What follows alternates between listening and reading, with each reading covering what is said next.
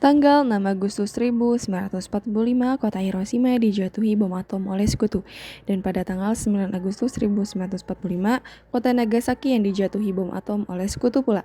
Kejadian ini memberikan penderitaan bagi rakyat Jepang. Pasukan Jepang semakin lemah dan pada tanggal 12 Agustus 1945, Soekarno, Hatta selaku pimpinan PPKI dan Regiman Wedio Diningrat sebagai mantan ketua BPUPKI diterbangkan ke Dalat 250 km di sebelah timur Laut Saigon, Vietnam untuk bertemu Marshal Terauchi.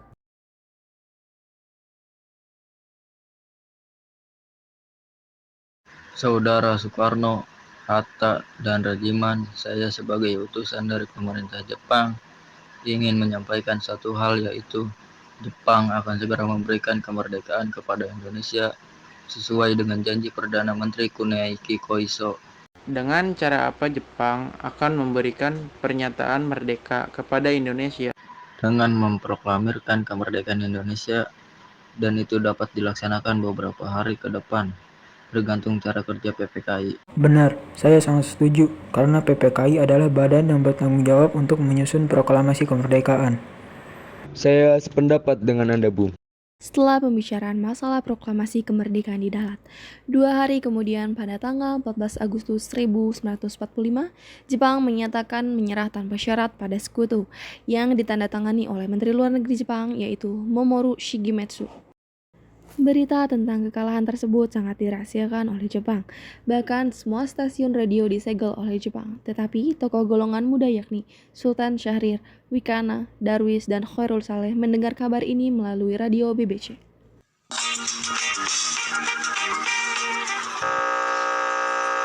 Commander to accept the surrender of the Japanese. He was met by Lieutenant General Eichelberger, commanding the 8th Army.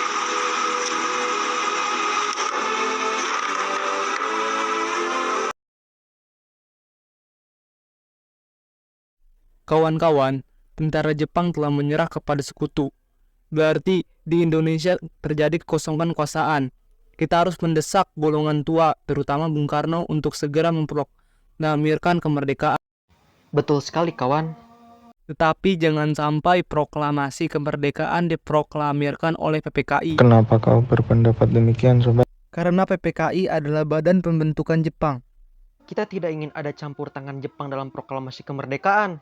Lalu siapa yang berhak memproklamirkan kemerdekaan? Bung Karno adalah pemimpin rakyat, dan atas nama rakyat melalui siaran radio.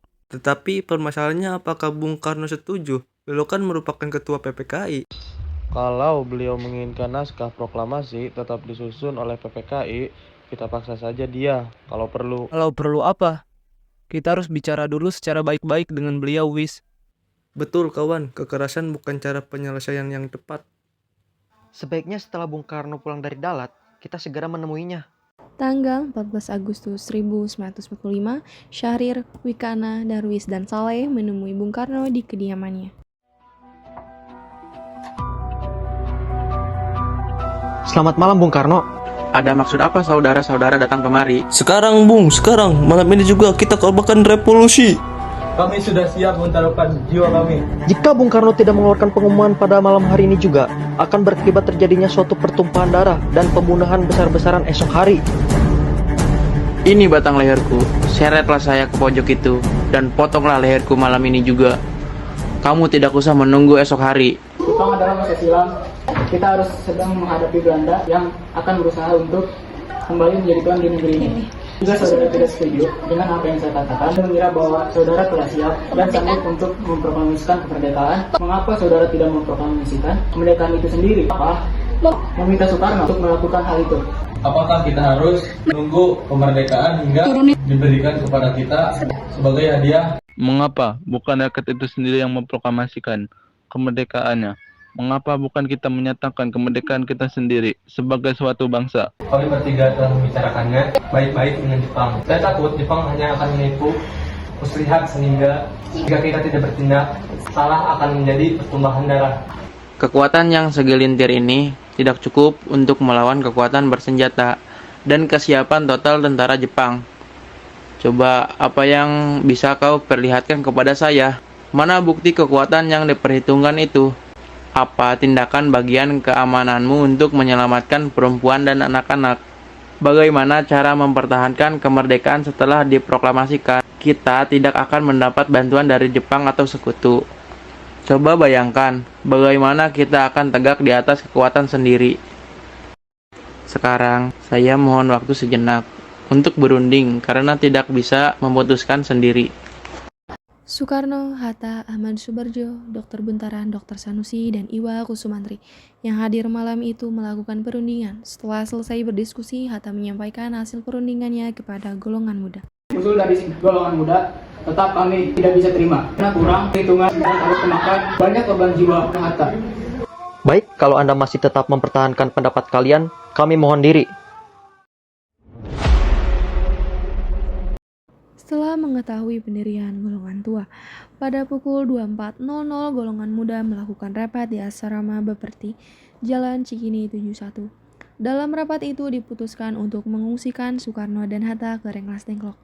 Tujuannya adalah agar Insinyur Soekarno dan Dr. Andes Muhammad Hatta tidak terpengaruh oleh Jepang. Di sini mereka kembali meyakinkan Soekarno bahwa Jepang telah menyerah dan proklamasi kemerdekaan segera dibacakan tanpa pengaruh Jepang.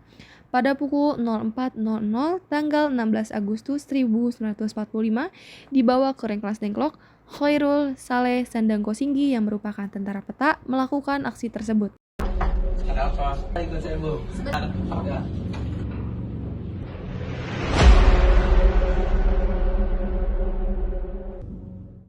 Kenapa Anda tetap bersikeras, Bung Karno, kalau proklamasi harus disusun oleh PPK? Bukannya saya tidak setuju.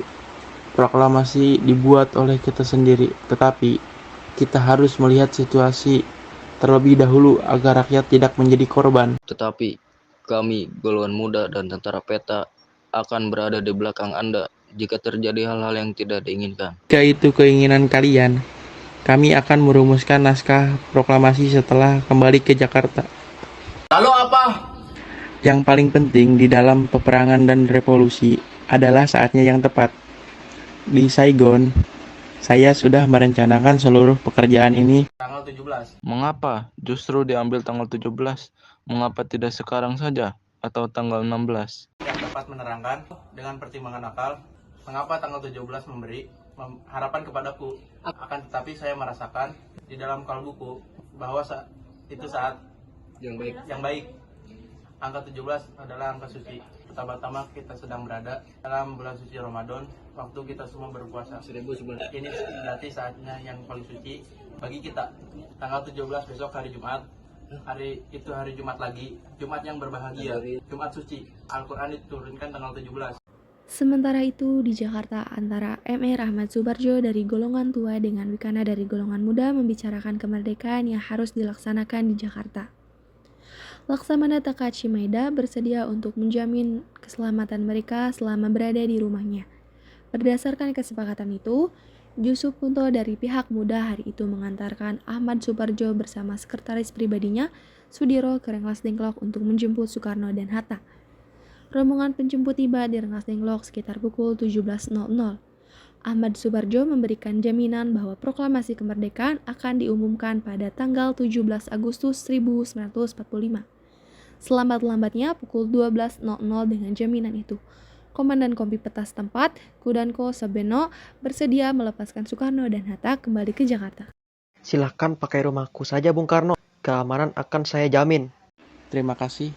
Ruang mana yang bisa kami pakai? Ruang makan dan serambi depan. Setelah selesai teks proklamasi tersebut dibacakan di serambi depan, di hadapan peserta rapat dan golongan muda. Keadaan yang mendesak telah memaksa kita semua mempercepat pelaksanaan proklamasi kemerdekaan. Rancangan teks telah siap dibacakan di hadapan saudara-saudara.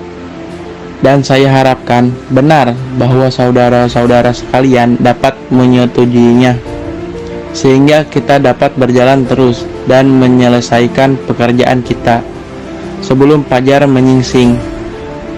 Kepada siapa saja yang hadir di dalam rapat ini, agar dapat menandatangani secara bersama.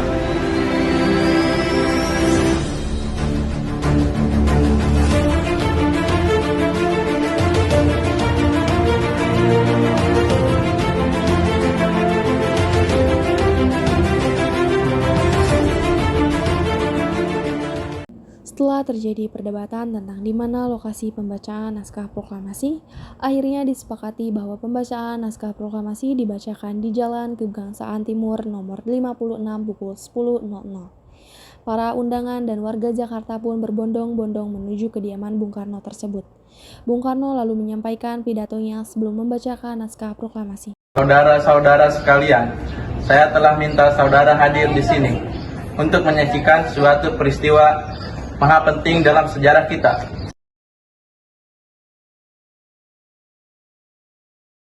Saudara-saudara, dengan ini kami menyatakan kebulatan tekad itu. Dengarkanlah proklamasi kami. Proklamasi. Kami, bangsa Indonesia, dengan ini menyatakan kemerdekaan Indonesia. Hal-hal yang mengenai pemindahan kekuasaan dan lain-lain diselenggarakan dengan cara seksama dan dalam tempo yang sesingkat-singkatnya.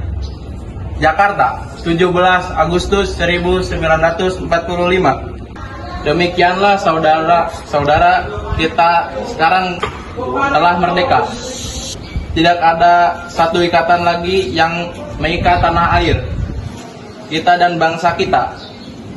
Mulai saat ini kita menyusun negara kita, negara merdeka, negara Republik Indonesia, merdeka, kekal, dan abadi. Insya Allah Tuhan memberkati kemerdekaan kita. Merdeka! Merdeka! Acara dilanjutkan dengan pengibaran bendera merah putih. Soekarno-Hatta maju beberapa langkah mengiringi anak tangga terakhir dari Serambi Muka, lebih kurang 2 meter di depannya. Ketika SK Trimurti diminta maju untuk mengibarkan bendera, dia menolak. Lebih baik seorang prajurit, katanya. Tanpa ada yang menyeru, Latif Hendrianingrat yang berseragam peta berwarna hijau dekil maju ke dekat tiang bendera. Suhud mengambil bendera dari atas baki yang telah disediakan dan mengikatnya pada tali dengan peristiwa yang sangat bersejarah bagi bangsa Indonesia ini berlangsung sekitar 1 jam. Meski sederhana, namun upacara ini dilakukan dengan hikmat. Indonesia merdeka, bangsa baru telah lahir.